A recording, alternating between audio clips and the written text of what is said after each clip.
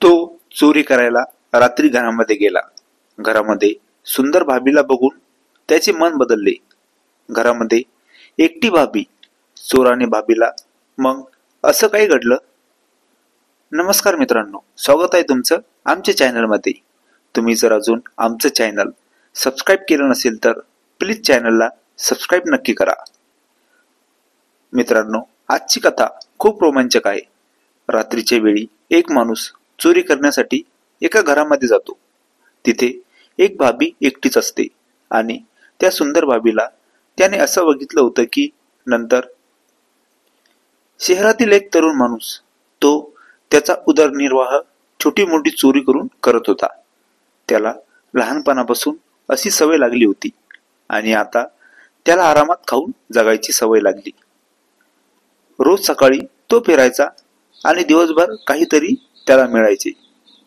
त्याने आता ठरवले होते की रात्री एखाद्या घरामधून खूप काही चोरी करावं आणि तो आता दिवसा बघत होता की कुठे जायचे. त्याला एका गावामध्ये एक चांगले घर दिसले आणि त्याने ठरवले रात्री इथे जायचं, काहीतरी मोठे भेटेल. रात्री तो निघाला आणि घरामध्ये गेला. त्याने इकडे तिकडे सर्व बघितले पण काही भेटले नाही. तो आता त्या घरातल्या बेडरूम कडे आला होता आणि त्याला तिथे एक भाभी दिसली. ती भाभी अतिशय सुंदर होती आणि तिचा तो नाईट ड्रेस आणि तिची सुंदरता ते बघून त्याला तर कसे तरी झाले आणि त्याचे मन बदलले.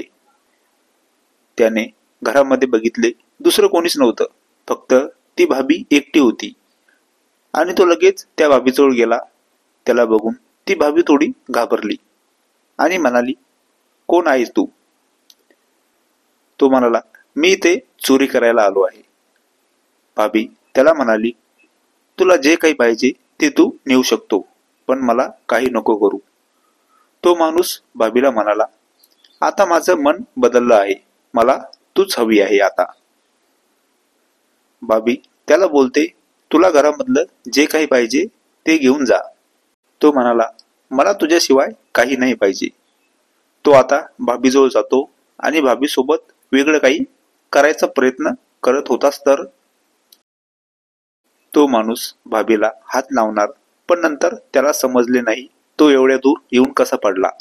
समोर तो बघतो तर त्याला भाभीचा फोटो दिसला आणि त्याने फोटोमध्ये बघितले ती भाभी बॉक्सिंग मध्ये विनर होती.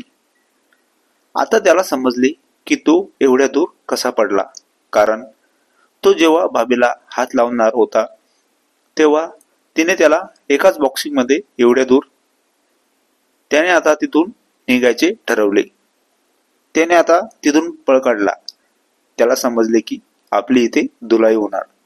त्यामुळे त्याचे भाभीला बघून बदललेले मन परत बदलले आणि तो तिथून वेगाने बाहेर पडला आणि निघून गेला. ही कथा पूर्णपणे काल्पनिक असून वास्तविक जीवनाशी काहीही संबंध नाही. ही कथा फक्त मनोरंजनासाठी आहे. मित्रांनो, कथा आवडल्यास चॅनलला सबस्क्राईब करा. धन्यवाद.